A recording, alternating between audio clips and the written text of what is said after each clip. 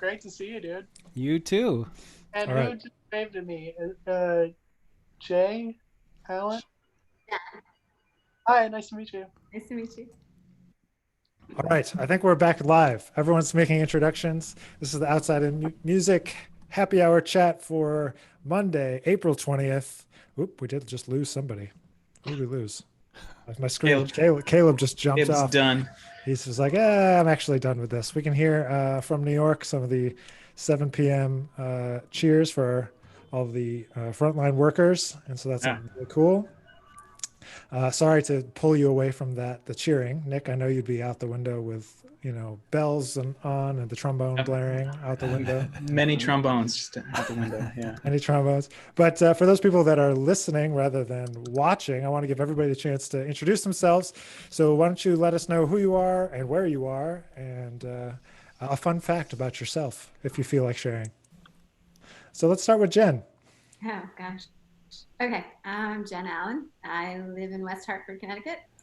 Fun facts. Bones just out the window. The trombones. But for those... Fun fact. I love going on hikes. It's not really fun, but... That's a fun fact. Hikes are fun. Yeah, I love going on hikes.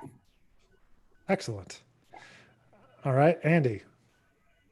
Hello, everybody. Great to see some of you all again. My name is Andy Bianco. I'm a professional performing guitarist and composer from Brooklyn, and I'm here promoting my record, NYC Stories, which is on Outside In's imprint Next Level Records. And a fun fact about me is I love scuba diving, but I haven't gone scuba diving for quite a while, but I love it. Nice. And I recommend it to everybody. They should all try it because it's awesome. Scuba diving. All right. Yeah, it's dope. How about Nick? Why don't you introduce yourself? Yeah, so my name is Nick, also Nick, but Nick Grinder. I do also play trombone. I live in New York City in Washington Heights. As you can hear, there's sort of dying down now. There's a hospital right near us, so there's a lot of cheering that happens at 7. I guess it's 7 o'clock. Anyway, yeah, a fun fact about me. I own a lot of trombones, and today I found the oldest trombone that I own, and it's from 1924. So I have an old trombone. I'm impressed. 1924.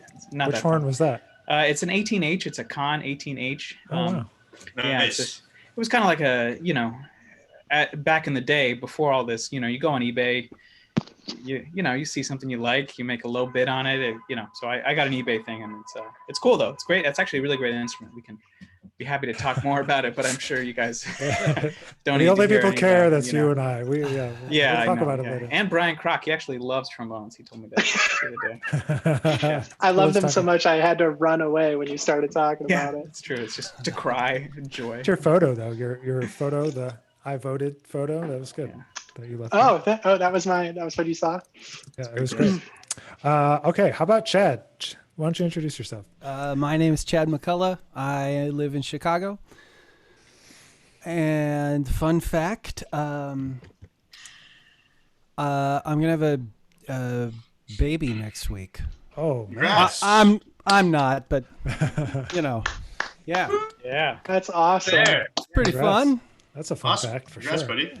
Thanks. So Chad has a record coming in the fall, late this fall, and he forgot to mention that he plays the trumpet. And I do. And, I have a mute from 1925. Does that count? That's Oh shit. got a one-up grinder. That's yeah. I was going to say, perhaps since we're talking about instruments, we could talk about how there's great dip buying opportunities in the vintage instrument market, at least for guitars and basses. really. Absolutely. That's a possible topic of discussion. I don't know if it's the same thing with brass and woodwinds, but I imagine it is to an extent. I don't know. I'm not much of a collector. I've got one trombone and I kind of stick with it. So There you go. Smart. all right, Caleb, you want to say hello? Hi, my name is Caleb Curtis. I'm a saxophonist, or I've been seen playing saxophone in the past. We'll see. And fun fact, I'm having internet problems, and also like everything's happening to me all at once. So I'm going to do my best to be focused here. So That's great. let me have a break if I Okay. dip out for a second. All good. Yeah, free. All right. Feel free. Come and go as you please. Yeah. Nice. We're up to 8 now. Awesome. We got 8 now. That's All true. right. Look, Hey, guys. we're How are just you? got joined by What's up? Dave How you Barron. doing, man? Dave Barron. So Dave, we're going around and everybody's introducing themselves, saying All where right. they are, who they are, and also sharing a fun fact if you feel so inclined. Oh, fun fact. Well, okay, I'm Dave Barron, bass player. I've known Nick for quite some time. I know a bunch of you guys. Actually, I think I've known the longest Jen Allen. I used to play in her band back in Connecticut, in Hartford. So it's been a second since I've seen you, Jen. In a while. Hope you're Yeah. doing well. And I'm in Brooklyn right now. I was thinking about going to Connecticut to see my dad, but I didn't want to deal with the 14-day quarantine before you should see family and so on and so forth. Right. Not to mention, I usually get bored after a week while I'm at home. That is home at my dad's house. So figured I have a lot more to occupy myself here in Brooklyn. Yeah. Yeah. I bet. And Dave also is one of his record that came out. What year was that? 2016. Something. Dave's one of the first albums to come out on Outside in Music, way back. A long One of time. the first records. He doesn't even like to tell anyone about that record. So it seems like a different person in a way, because I was a lot heavier back then. So. Yeah, that's true.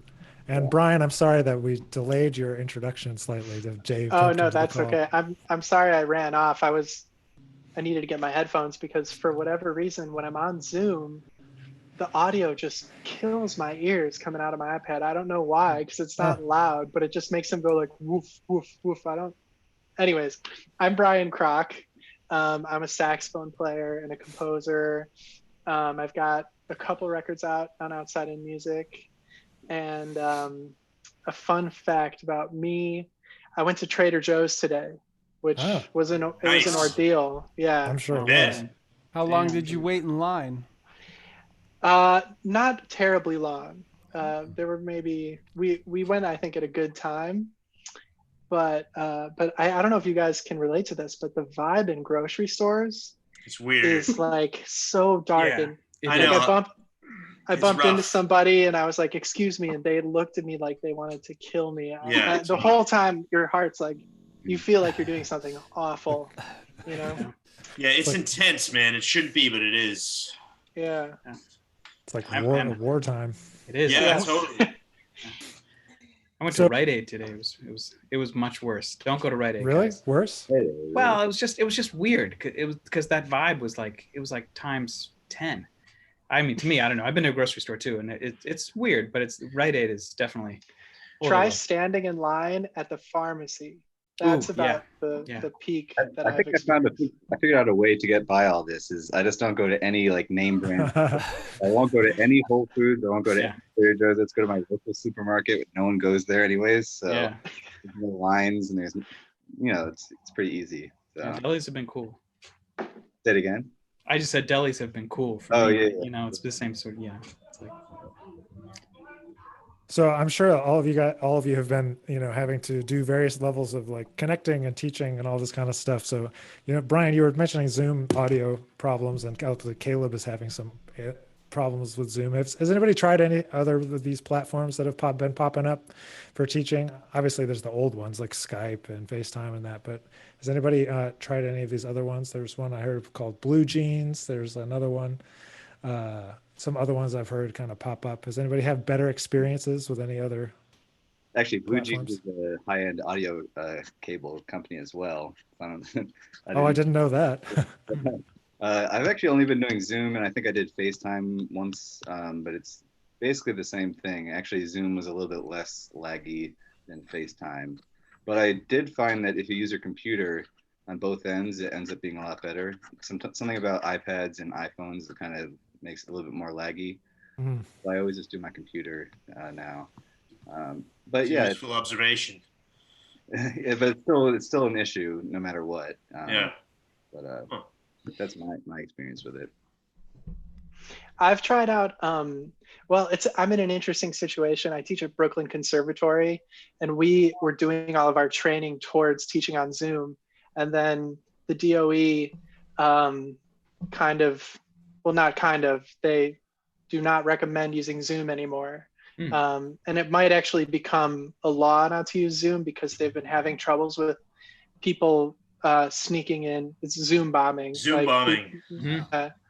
Maybe So it will the- happen now. It's a pandemic in itself. So I guess the safety precautions aren't great on Zoom. So now we're looking into Flipgrid and then what is it? What's the one called? Teams, Microsoft Teams, or Oh yeah. Teams. but yeah, it's interesting for me because I don't know if any of you are teaching children, but as an adult, you're at such a disadvantage because kids are just so much better at technology. So I feel it's making me feel like a Gomer. I don't know if you guys know that term. I like that. It's funny. I haven't heard that in a while, but thanks for bringing it back into the rhetoric. Yeah. It's funny that you Gomer. I think that young adults and children would be better at this stuff than us, but I think they're better at, like, at least in my case, they're better at social media and all that stuff. But I think everyone is kind of new to this whole virtual classroom type vibe. So I think, at least in my case, that we're all on the same page. Like, I'm like, how do you do this? I'm like, I have no idea. I also think that a lot of these kids don't have internet, like good internet, and so that's the hardest thing. Is, you know, as a trumpet, like if they're not playing into a mic, they'll go and they're all idiots and they'll put the horn right there, and it's just like, I can't hear, man. You got to do that again. If any of Chad's students are listening right now, by the way, he didn't. No, I was talking about the other kids. I was talking about somebody else's students. Yeah.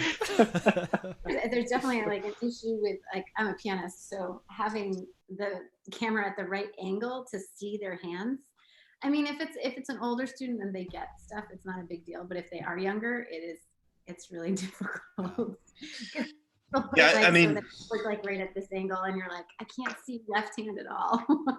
Yeah, I'm dealing with the same thing, Jen, with my younger guitar students, because like I'm used to being so hands-on with the kids, like really like showing them how my hand looks, and then being like, okay, make your hand look just like my hand, and it's just so hard to to really give that full experience virtually, which it's a challenge, but I guess it's something that we'll have to sort of work through.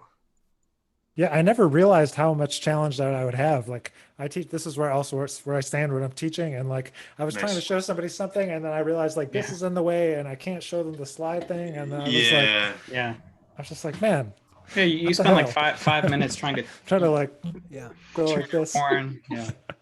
Well, bass is definitely an issue because the headphone wire gets in the way, so I have to like take the headphones off, then get in bass position with the headphones back on. So I guess my general teaching style is like I don't usually play for the student. Usually just them playing, and I'm commentating and stuff like that. So it makes it a little bit easier. But if I do want to try to demonstrate something, I have to take like a 5-minute setup in the middle of the lesson. So that's the tough part I'm trying to get around.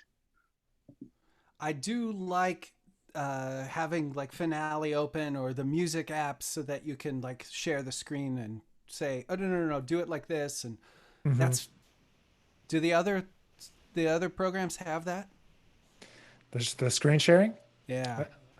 I think so. Well, some of them. FaceTime definitely not. So that's one reason why I haven't done Does that much. Does Skype do it? Yes.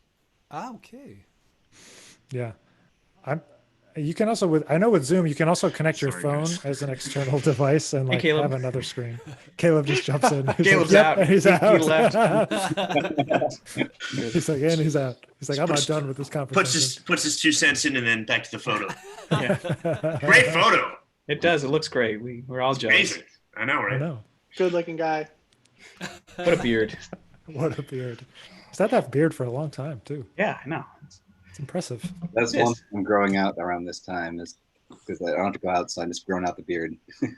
Yeah. I guess before all this is over. I caved and I shaved, man, because it gets so at a certain length. It's just like, I don't know. I couldn't hang. Basically, I shaved once, and I'm growing it again. See how long I can get it. So yeah, I'm no Caleb Curtis, I guess is what I should say. Yeah, I can't grow facial hair anyway, so I just keep shaving. So yeah, I've never seen Nick with a beard. I guess I there's a can't. for that. There's a reason. My Um, brother is Now's the growing it time. out. It's so gross. And my dad, when he tries to do it, it looks so terrible.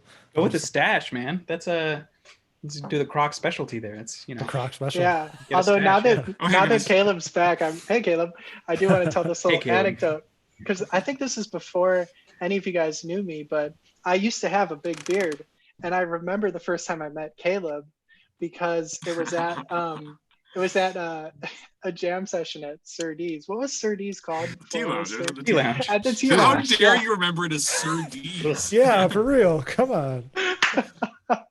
We can So- do better. Yeah, I know. I'm sorry. It was at the tea lounge, and I remember you coming up to me, Caleb, and being like, "Oh no, there's another saxophone player with a big beard. This is bad." An alto You know, player with a big another beard and alto. glasses. Yeah. Yeah, notice that my glasses are now off. Oh. Yeah. Trying to different. I got to differentiate myself from Brian. Oh man. Well, I noticed that Brian this week launched a new series of videos. Yeah, I saw that, man. You're what was it? You did a Billy Strayhorn arrangement? Yeah. I'm Yeah, actually that was marvelous, man. Thanks, man. Thank you. Yeah, Appreciate that. man. Sorry to interrupt, man.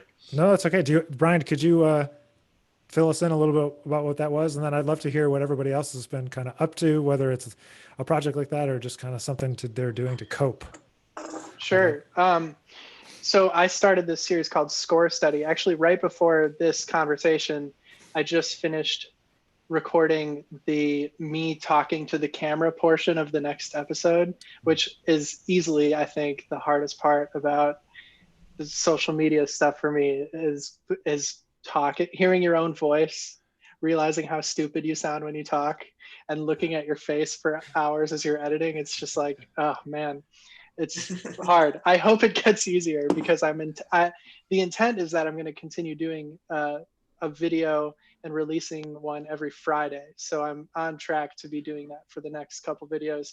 And I just thought, well, first of all, you know, I consider myself pretty far behind the wave of the future. And I actually, just this morning, I was talking to somebody, Nick, and I mentioned your name, Nick Finzer, as somebody who's been doing this for a long time, who I'm sort of trying to emulate, which is just, you know, creating a community around, yeah. No, but I mean that. Nick's a trailblazer in this respect, because who knows how long this is going to last, you know? Right, no, totally. Yeah. There's all this talk about another wave.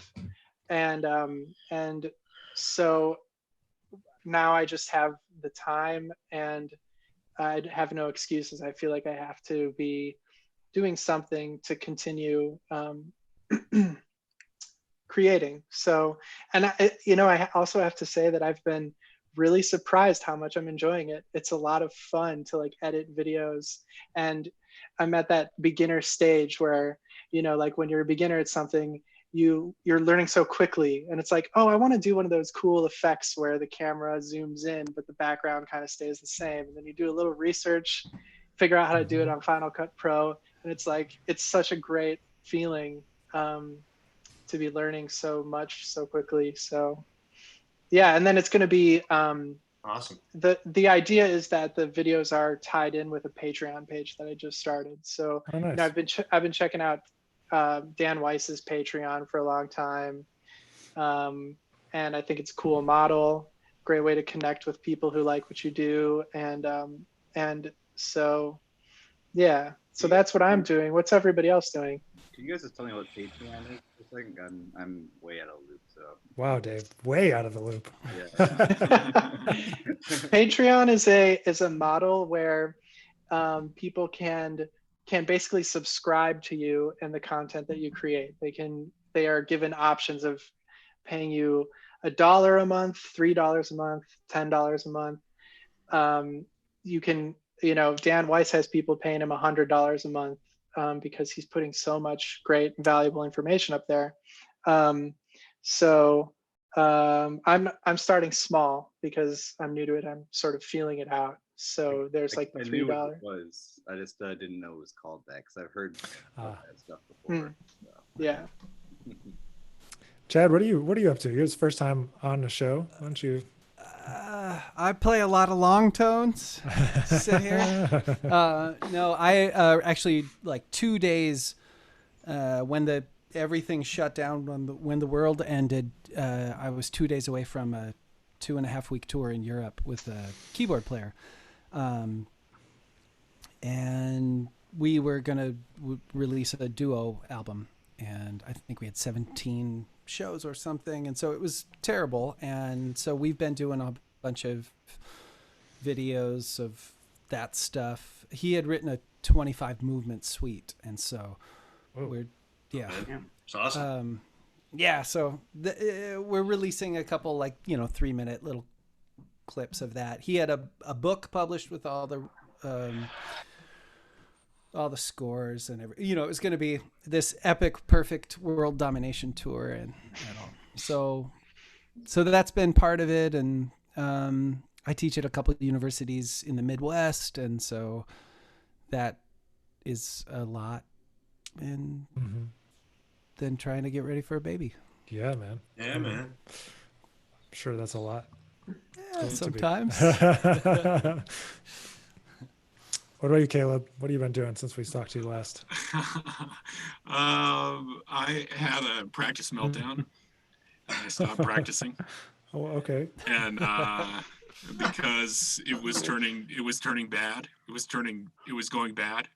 And I didn't want it to be negative. So I stopped. That would be a good thing to talk about, man. That shit is some real shit. And I mean, it's not the first time that's happened to me. The first time I really stopped was last summer, and for a couple of weeks, which was very interesting. And I got out of that a different way than I'm going to get out of this one. But I'm very, I'm a little bit worried at the moment for myself that the thing that I can figure out to work on is like mechanical, and when it comes back time to get to play with people, I want to make sure my head's turned, screwed on right. And the things that I want to focus on, and those aren't typically mechanics in a performance, in a musical situation.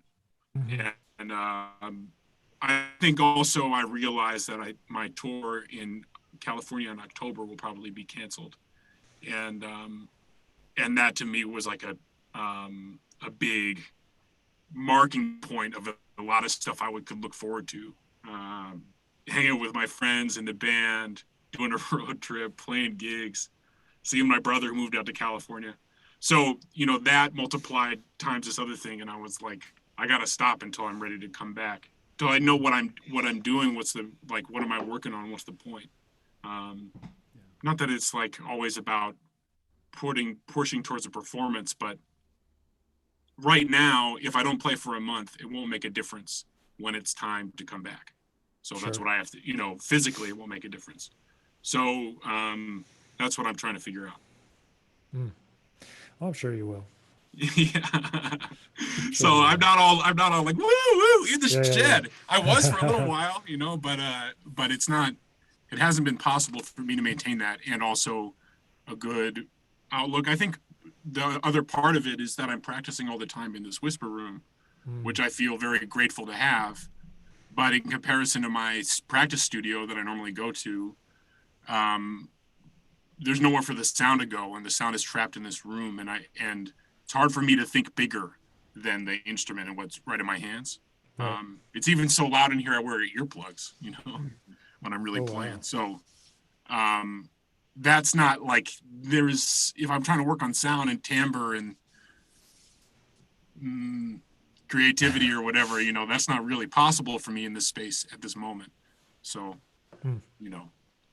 Man, I just got to say, there's so much stuff you said that I related to, Caleb. And just the last thing, it's like, we all are jazz musicians, sort of whatever that means, but we'll practice along with play-alongs and stuff like that. And I notice, I think some of us have this app called iRealB or whatever, and it's basically Band in Box. And I really hate practicing with that stuff. I know it's really, it's sometimes you have to do it or whatever. It's like sometimes, it's a tool, I guess, like anything else. But I notice how much worse I sound and feel when I play with that versus just this app called Drum Genius, which is just a drummer. Yeah. And Drum Genius is cool because I think it actually is somebody who's playing and they just looped it or whatever.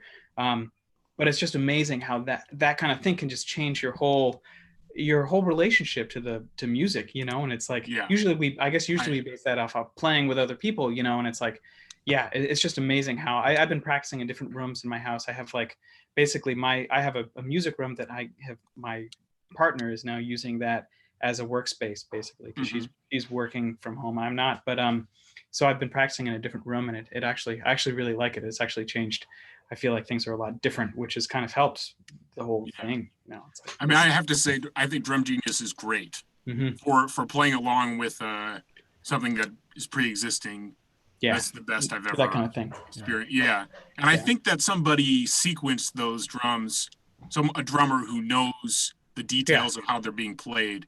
They like went in with a sample pack. And put everything in the right place. It's pretty happening. But that's also like a whole thing, and I've in the past had lots of time where I felt really like going through all the keys and all the tempos and all the variations and do all the inversions and do and play them all and try to do it, and I'm just not in that.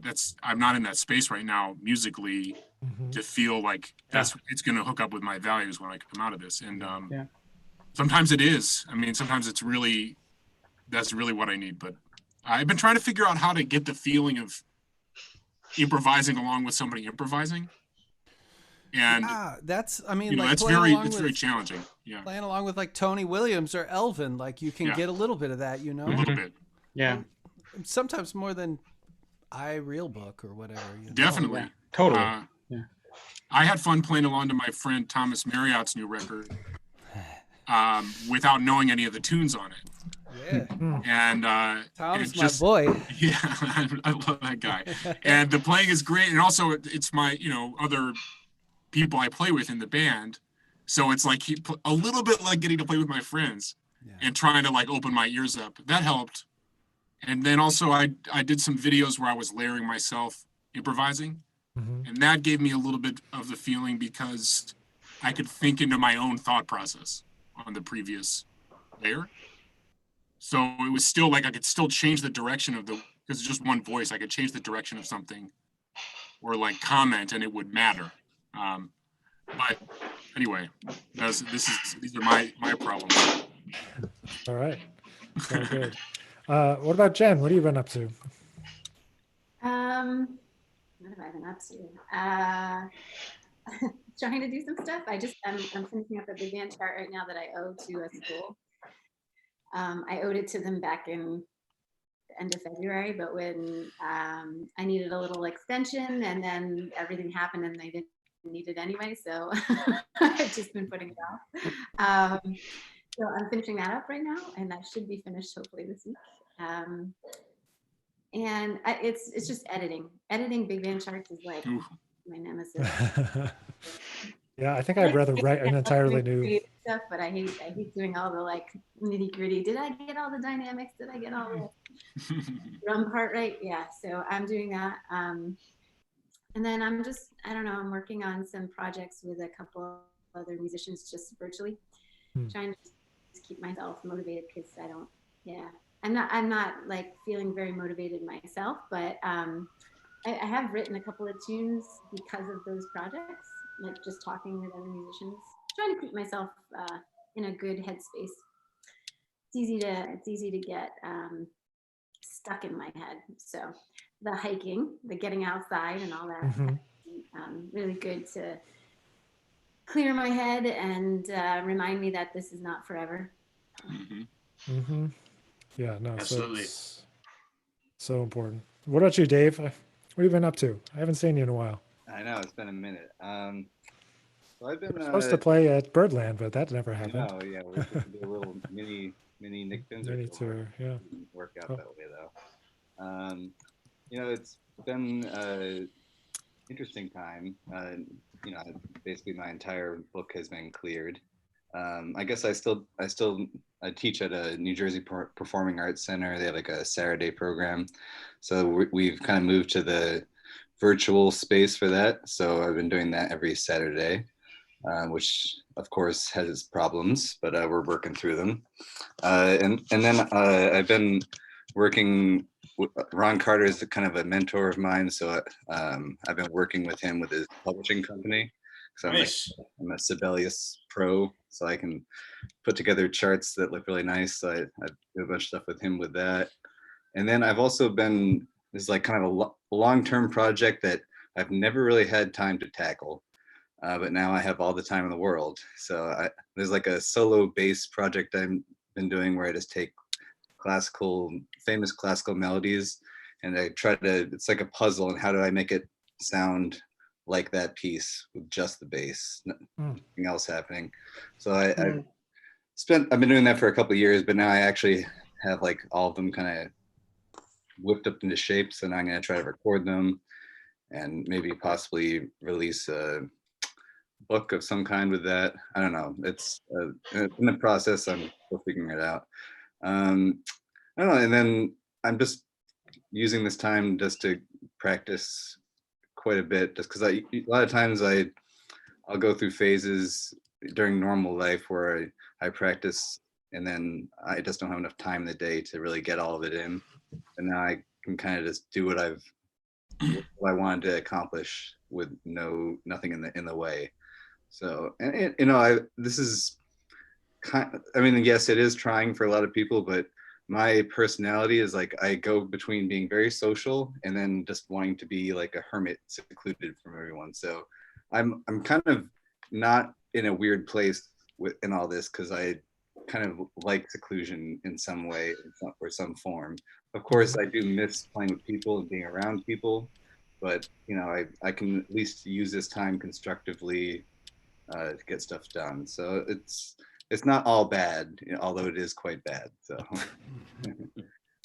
yeah.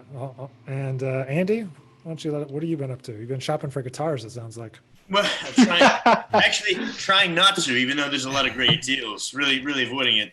But actually, to Dave's point, I think I try to make the best out of a bad situation, which I'm sure we all do to the best that we can to some extent. And one of the things that I've been focusing more is to try to sort of embrace this inevitable social isolation and this sort of alone time and sort of more solitary time. And, one of the things that I've been doing is I've been really focusing on my solo playing and just really kind of getting into that space, because I'm a type of person, I'm fairly extroverted. I love interacting with other people. I love playing and feeding off other people in the band. And I've always been more of that, that type of spirit that positively feeds off the energy and the like-mindedness of my colleagues on the bandstand and off the bandstand.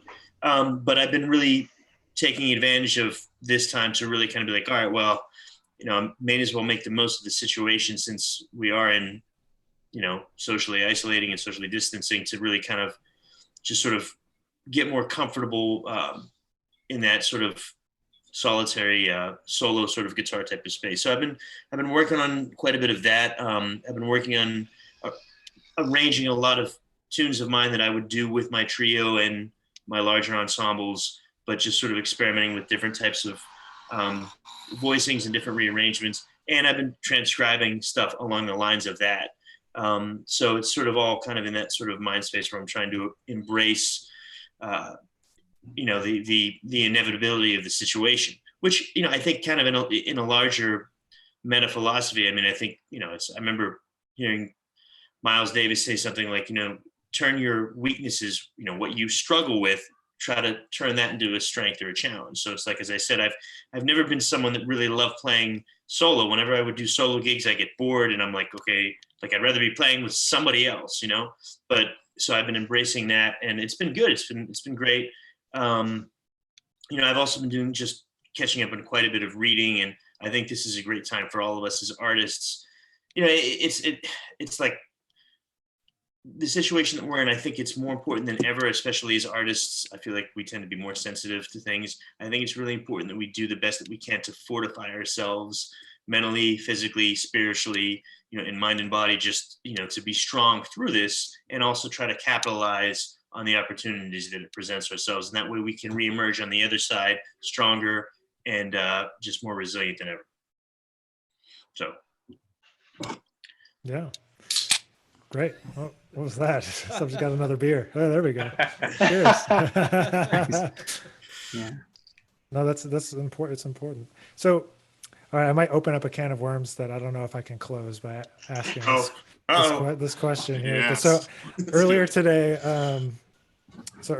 I was teaching a lesson, and we kind of got off topic and started talking about teaching jazz and playing jazz, and just like what is missing. A lot of times you find like a lot of students that are extremely proficient. They can play all the stuff. They know all the modes. They know all the scales. They blah, blah, blah, blah, blah, a million solos. But there's still something that's always missing from when you hear them or when they play. And this was coming to light because this was one of my students that he also has students. And so we were talking about this. He's like, I don't know how to help them because right now they can't play with anybody. And, I don't know, they're just like regurgitating all this information, and I don't know what to tell them to do and this kind of thing. And so what I kind of ended up saying is that they needed to try to help the students to develop like that musical intuition, because that's the best word I could describe like how great musicians play well with other musicians is like they have this sixth sense of like what that person's going to play before they play it, or to come to the same decisions at the same time. So, and they let the music take them there. I don't know if this makes any sense, but so we started having this conversation about that missing link between proficiency and really great music making. And so I'm wondering what your all thoughts about that were, because I was like kind of lost in that conversation. Can I jump in here? Yeah, please. Okay. Just who I wanted to hear from about that. I want to say I have a beard. that I'm speaking hypothetically here because I don't have to keep an active teaching studio, and so sometimes I can have a tendency to like get all up in the clouds, and I don't know what the reality then is when you're taking actual students on a weekly basis, and it's different. I think that my experience personally was that I started to realize that, and I talked about this a little bit on the first chat that I did with Nick, and was that I think that there's basically especially for instrumentalists, there's two different musicians. There's the musician that is holding the instrument that we're playing, and there's the musician that's inside of our body. The one that like, and the closest I've come to measuring what the music that can come from myself is like singing or playing rhythms. And it's very uncomfortable and awkward because my body doesn't know how to do that stuff well. But when it improves even like this much, the difference between, to like be able to sing a third or recognize how to generate it, or then if I can generate it like this, then I can hear it like that.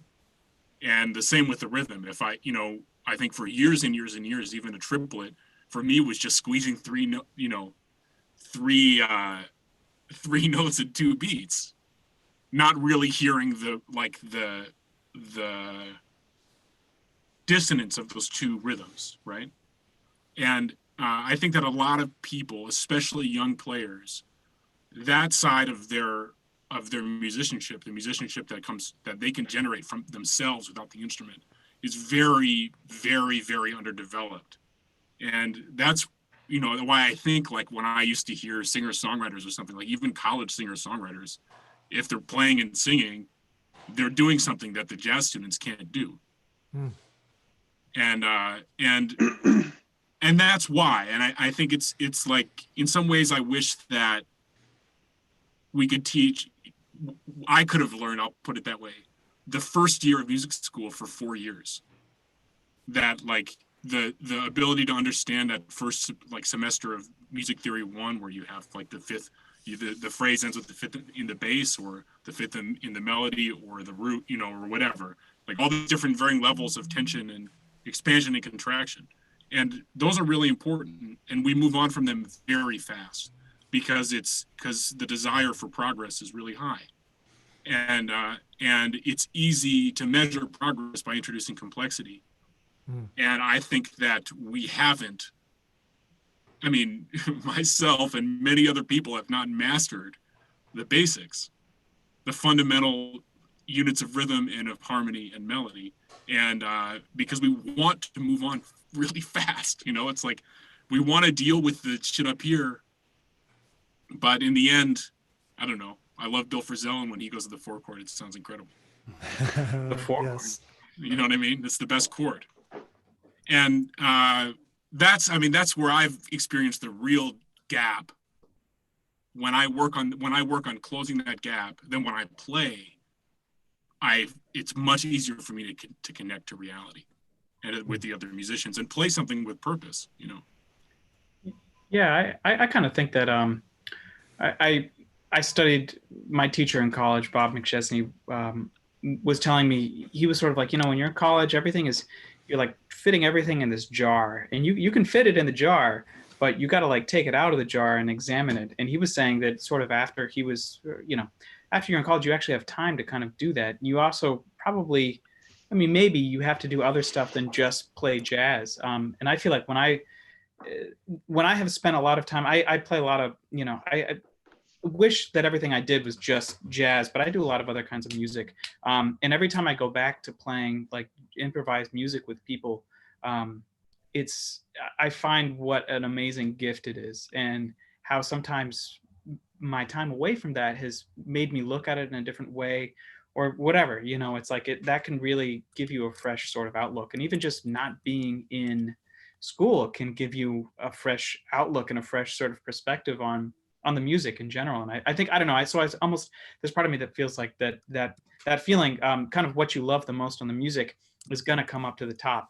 And that maybe that will be that intuition. Usually, we all like playing with other people and like making those musical moments happen, and experiencing those moments or whatever. But I think, it's all just a part of the process of, being focused on what you love to do.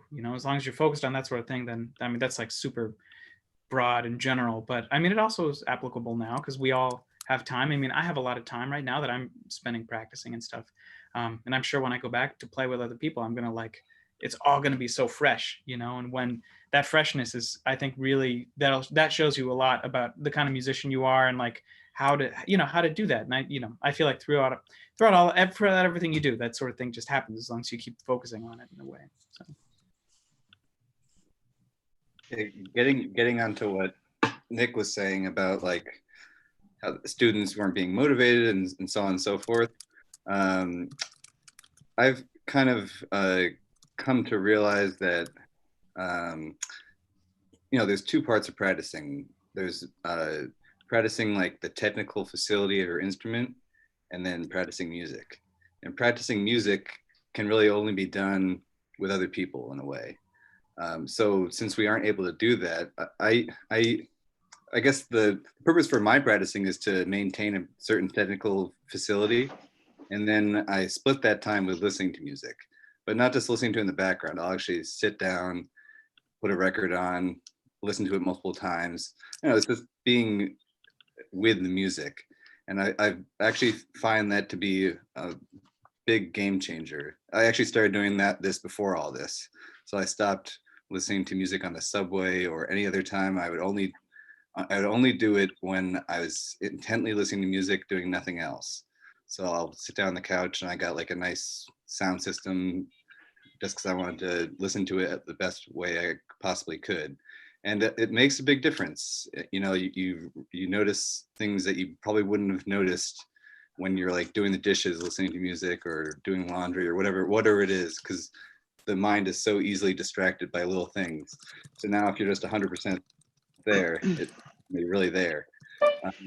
So I would recommend that students actually have designated time just to listen to music, and don't just like listen to it like one time. You can listen to it multiple times and gain something new from each time you listen to it. So I'm really liking doing, I love doing that. Also another hole that I notice in at least college students and so on and so forth is the curriculum is all based on theoretical things, like you're saying, like modes and whatever it is. But there's a huge gap in rhythm, both in time and also just like rhythmic ideas of whatever it is. And there's not much of a solution to how you can get better at that, but just being aware that there's like a big hole there. So I'm kind of focusing on that a little bit, just because I know that, you know, I went through the whole college system and they give you everything, everything you could possibly do to get through a maze of melody, of harmony or whatever, but they don't give you the extra tools like rhythm and melody, like a string going throughout the whole thing, where it's not just lines that you learn, but actually having a string through the whole thing where it has a connection with the song. So those are things that I would, how you work on those things is up to the teacher and up to your personal path, but those things should definitely be addressed, since they were kind of not addressed that much in school, in my opinion. I think just to add to that, Dave, is that I totally agree, is Yeah. that if we can learn how to teach students to know why they like something, like I've heard people be like, just to describe specifically when you're listening to music, like, why do you like that? Like, why is it good? You know, like those little nuances of a performance. It could be the expression, it could be the dynamics, it could be the rhythm, it could be the notes. But like as a teacher, I find that I feel like students come to me like I'm a store and they're just trying to get information and they want to, you know, it's like, but there's feeling in there, there's emotion in there in those recordings. And like, if they can put their finger on exactly why they like it, you know, it's not necessarily like the most complicated things, stuff like Caleb was saying, you know, it could be like coming back to the root things, but you see them presented in a new way. Like, how are they using it? And I try to get my students to articulate that stuff so that they can really dig a little deeper into the specific recordings, because otherwise it's just like a factory of notes. And just like the general public, they don't know that you're playing a Dorian scale or whatever it is. They only react to the motions that they have when they're listening to it. So to your point, like, we should focus on those types of things, because that's how we reach the people. Mm-hmm. And to each other, you know. Nobody talks about that in music school. Like, how do you emote music? Exactly. I was never taught that. I had to figure that stuff out. Yeah, you know? yeah. Mm-hmm. There's one thing I'd like to just sort of add in terms of, you know, what Nick, you introduced, which to me, it's sort of like trying to address the missing link that, you know, a lot of students and young players are searching for. And then Caleb, the issue of complexity. And then Dave, you talking about the issue of the overemphasis on the theoretical. And then Jen talking about getting back to the root sort of things. One thing that I think, in my understanding of it, that's been very common with human beings for thousands of years, as long as we've had culture, have been three things. And they should revolve, or they should pertain directly to music, but oftentimes they're lost in the modern age. Three things: singing, dancing, and storytelling. So these three elements, in my experience, the greatest players that can communicate on the highest level emotionally, and that just for whatever reason seem to reach the largest amount of people, and then that translates into different types of, you know, success and whatever.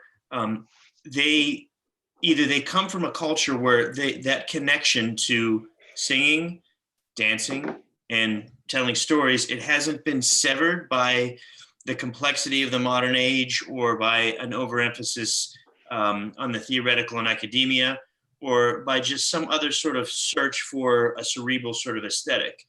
And I think that anything that we can do to integrate these fundamental elements of human culture that, I mean, I believe have been around for tens of thousands of years.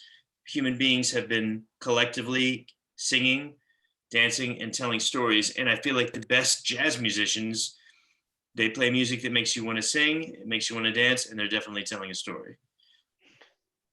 And Andy, I agree with you completely. I just also want to make sure that we're not setting up a false dichotomy to our listeners where it's academia versus heartfelt truth or whatever. Yeah, I think the best jazz musicians have also been actively searching for cerebral new solutions to musical problems. Sure. So so I don't think there's anything wrong with the academic element in music. And I think it's something that attracts a lot of students. Actually, to get back to what Nick's original point, you know, I think that a lot of students find issues because they simply aren't listening to music. At least in my experience, a lot of my students just never ever listen to music. They might put music on, or it might be in the background of a show they like or a YouTube video, but they don't ever just sit there and listen. And they get rewarded in school for being able to understand concepts. And that's actually pretty, I think, not to minimize it, but it's a pretty easy thing to be able to understand, like, what a B over C chord is, you know? And they might be impressed with themselves for being able to grasp something that is just a theoretical concept. But at the end of the day, you know, it's much more complicated and I think difficult to understand why resolving to a major third at the end of a piece is so deep. Why is that so deep? It seems so simple. It's you learned it such a long time ago that as a student you're no longer impressed by it, and that to me points to a lack of understanding, because it's so insanely cosmically deep to, you know, to have a unison octave. And why is that complex? Why is that deep? You know, that's so I don't know. Yeah, man. I think also, like, Yeah, bro. you know, the like you have to hear Bill Frisell go to the 4 chord like 1,000 times. And then on the, you know, the 1,000th you go, oh yeah, oh yeah, okay. And that's it's it. Like, yeah. And also you have to try doing it yourself 1,000 times. Yeah. And that's another thing just for students, you know, like, I think I was one of those annoying students who thought they were so precocious, but you know, I don't think it was until I played my 300th 4-hour-long restaurant background music gig, you know, that I finally started to understand. Yeah. You know, after playing a simple song for the 1,000th time. Yep. And being like, why does this suck? Why do I sound like shit? And I can listen to Kenny Dorham play it, and it sounds like the most magical thing ever. Yeah. Well, that's the thing. As long as you're still pushing towards finding something in your music, you know, because if you're truthful about yourself, that kind of thing, like, oh yeah, being impressed with yourself that doesn't feel good after a while, you know. And it maybe feel good in school because other people are impressed with you, but it doesn't. It's like, as long as you're really seeing like what feels good in music, you know, then I feel like all that other stuff is gonna get cleared away. You know what I mean? It'll just sort of, that thing will float to the top, you know, and that stuff will become meaningful, you know, like going to the 4 chords. Yeah, I mean, I think that we all know the feeling of being unimpressed with impressive stuff. You know, it's not Sure. It's not very it's not slick. It's just hard or impressive, and you know, the slick, difficult shit, that's something. You know. Yeah, this was in relation. We were talking about. I'll give you some context. This is a conversation. He was learning the Sorcerer from, you know, the Herder tune, and he was like, "I don't understand. Like, what is going on? Like, I don't understand how." And we listened. We listened to the version. Neither did they understand. Yeah. That's why it was great. We listened to 3 versions in a row, and he's like, I don't understand. Like, what is happening? And I'm like, they're playing what they hear. They're playing with each other. It doesn't really matter what the changes are. He's like, well, it's different here and different here. I'm like, turn off your analytical brain and turn on the other brain. And play. sometimes you have to analyze it though to get to that point, you know, and that's Sure. that's what school's good, you know, maybe for whoever can take that lesson away from learning the analyzation stuff about it, you know, then maybe you do need to analyze it, you know what I mean? It's like, as long as you can get back to that thing where it's like, you know, like, oh, okay, you know, just listen or whatever, you know, whatever it may be. I've heard a lot of students get caught up on the difference between not having a predetermined change and not having harmony.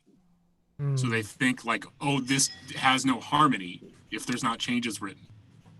And that's just not true. I mean, as soon as you have 2 notes, you have harmony. And or 1, but 2 in a row. So, you know, I think that when we have if we're not willing to let go of the expectation about what it says it's going to be, then when it's not there, it's really terrifying. It's like, well, what should you even play? Right. And that's the question that comes up. But that reflects, I think, a fundamental misunderstanding of how it works. It's like one is a map, not the rules. And the other one is like, well, you don't need a map if you can go for a walk, you know? Yeah. And it's, I totally get that and understand it. But a lot of times the thing that doesn't have changes above it is just diatonic. Sure. You know what I mean? Yeah. Yeah, I'm with you. It's just it was an interesting path to It's go hard. down and try to explain it, you know, as the person that's supposed to know. It sort of goes against everything they've been taught for all of school, right? Right. So it's like, I don't know, let's listen to these records and I don't know what they're doing, but it sounds good. You figure it out. Well, not all music can be explained in words. Right. Oh, there's a Frank Zappa quote that's just so great. He says, talking about music is like dancing about architecture. Oh, right. Yeah. You know, it's Awesome. spot on. Yeah. Well, I don't want to take up too much of everyone's time. I appreciate everybody going deep on this conversation, this topic that I kind of That's took a over great question. with. Yeah, man. I didn't really know how to really give a good answer. So I'm doing my own research to try to give better answers. But I'd love for everyone to go around again and be able to share if there's anything you wanted that you're working on that you want people to check out, videos, audios, I don't know, paintings, whatever you're working on, family photo books, whatever you feel like sharing, just where they can find you and where they should, you know, check whatever it is that you're working on out. So how about, let's start with Nick. I don't have anything super new at the moment. I had an album come out last February on Outside In called Farallon. I have another album that I self-released before then, a couple years before then. You can find that on my website, www.nickgrinder.com. Working on a bunch of trombone quartets right now. Nice. So I don't know. Hopefully, I'm going to try to record them on this, you know. But we'll see if that happens. I hope it does. Andy, where do you want to send people? Well, once again, thanks for hosting this. It's great. Now we got it up to 8 people, and it was a great conversation, great meeting to me for the first time. So I just promoting my record, NYC Stories, which came out February 7th. And I'm also promoting a record by my good friend and musical colleague, George Burton, called Reciprocity on Inner Circle Records. And I'm on Instagram at Bianco Andy and Facebook at Andy Bianco Music. And I'm putting up new content weekly. And as I said, I'm mostly just kind of in a space where I'm doing a solo guitar thing, but I'm very inspired, you know, talking to and seeing what you're doing, Brian, and also you, Nick, about, you know, just the way that you're really utilizing the technological potentials to be the most creative. It's very inspiring. So it's helping me think in new directions. So thank you all. Yeah. And Jen, where can we send people? You can go to jenallenmusic.com or find me on Instagram there. Same thing, Facebook. I have an album that came out just this past February, so called Sifting Grace. You check that out. You get that in any of those places. Excellent. Brian? So I mostly want to just direct people to my YouTube channel. Cool. And check out my score study videos. I've got 2 coming up. One's about the Hungarian composer György Ligeti and one of his piano etudes. Nice. and I arranged that for my big band, Big Heart Machine. And so the next video is about how I went about orchestrating that for a big band. And yeah, I guess check out Big Heart Machine. Any listeners who might still be here, I'm proud of that band. And we have a live record coming out. I'm actually going to put it up for pre-order in a couple weeks. It's live at the Jazz Gallery. Yeah. Great. Chad? Good band. It's a good band. Yeah, it's a good band. So, I have a record coming out this fall. Hopefully I'll have some gigs to promote it. Have some videos coming out with the Belgian pianist Bram Waiters that are all over the internet and websites and Facebooks and YouTubes and everywhere. Cool. Music. And what's your website address? ChadMcCullough.com. Beautiful. All Beautiful. right. Right on. He was one of the few people that got his name, actually. That's right. Caleb, where can we send people to listen to your stuff? Well, you can go to my website, which is calebcurtis.com. And there we yeah, go. See? We're on a roll. And when I was in middle school, my dad bought me that domain. Oh, I've wow. been rocking it ever since.